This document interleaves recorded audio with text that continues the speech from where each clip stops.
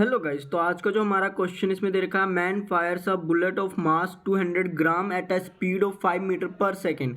The gun is of 1 kg मास।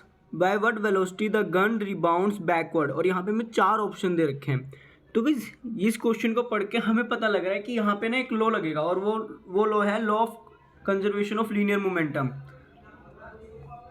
ठीक है guys, यहाँ पे गाइस मैंने उल्टा लिख दिया है, कोई बात नहीं। तो गाइस हमें पता है कि जो law of conservation of linear momentum है उसमें क्या होता है कि उसमें जो इनिशियल मोमेंटम होगा और जो फाइनल मोमेंटम होगा वो सेम होगा। तो हमें पता है कि जो इनिशियल मोमेंटम था वो कितना है, 0।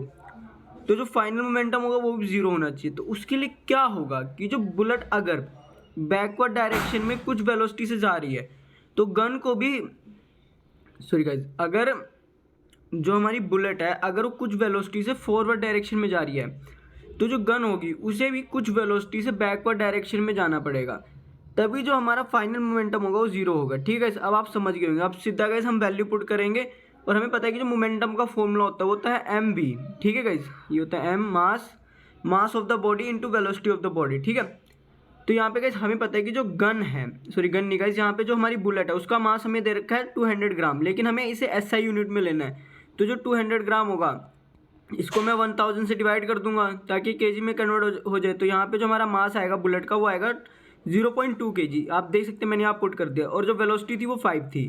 फिर गाइस अब हमारा जो गन है उसका मास कितना दे रखा है, 1 kg, जो तो मैंने यहाँ लिख दिया। और उसकी जो वेलोसिटी का सिंबल लिया वो मैंने लिया है VG। ठीक है, तो गाइस अब आप इस पूरे को सोल्व करोगे तो आप देख सकते हैं यहाँ से हमारा जो VG आएगा वो आएगा -1 मीटर पर सेकेंड।